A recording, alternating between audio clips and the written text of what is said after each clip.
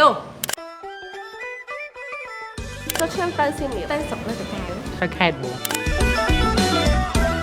បងជីតាមផ្លូវ OCAC របស់យើងហើយឆ្លងទៅផ្លូវជាតិលេខ6ទៅដល់សៀមរាបហើយ ជិះតាមស្ពានមរតកចូលហើយឡើងទៅតាមផ្លូវជាតិលេខ2 ឆ្លងតាមស្ពានរិស័យកែវទៅផ្លូវ 6A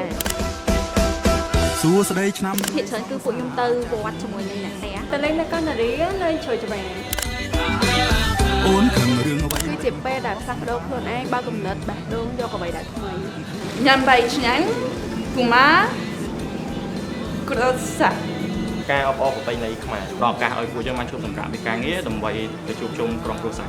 ណែបងខូចខ្លាំងណាស់កុំធ្វើ ជាទូទៅមុនពេលចូលឆ្នាំហ្មងមិនមែនតែបងទេប្រជាជនខ្មែររបស់យើងទាំងអស់ហ្មងគឺគាត់រៀបចំផ្ទះសបែងរបស់គាត់អីចឹងទៅហ្នឹងហើយទុកដាក់ឲ្យស្អាតចឹងទៅដើម្បីទទួលឆ្នាំថ្មី តែសម្រាប់ផ្ទះខ្ញុំគឺចូលចិត្តទិញគោមមុខផ្កាយធំមួយដាក់នៅមុខផ្ទះ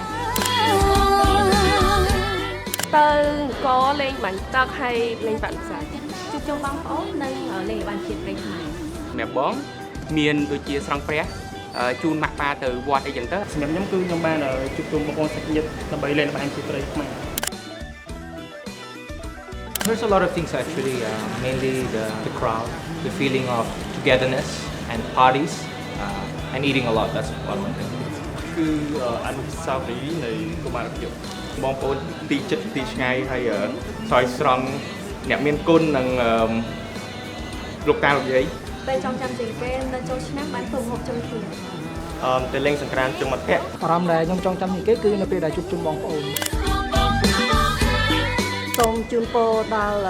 អ៊ំយាយតានិងបងប្អូនទាំងអស់ ធ្វើដំណើរប្រកបដោយសុវត្ថិភាពទាំងផ្លូវចិត្តនិងផ្លូវឆ្ងាយ Just enjoy, eat delicious food and have a lot of fun during the water fights. ជូនពរឲ្យបងប្អូនទាំងអស់មានសុភមង្គលក្នុងក្រុមគ្រួសាររកទទួលទានមានបាន ជូនពរឆ្នាំថ្មីប្រពៃណីជាតិខ្មែរសូមឲ្យបងប្អូនទាំងអស់គ្នាធ្វើដំណើរផ្លូវចិត្តផ្លូវឆ្ងាយប្រកបដោយសុខសុវត្ថិភាពជូនពរឲ្យបងប្អូនទាំងអស់គ្នាមានសុខភាពល្អជាពិសេសរកទទួលទានមានបាននិងធ្វើដំណើរតាមផ្លូវចិត្តឆ្ងាយឲ្យជួបតែសុខសុវត្ថិភាពទាំងអស់គ្នា សួស្តីឆ្នាំថ្មី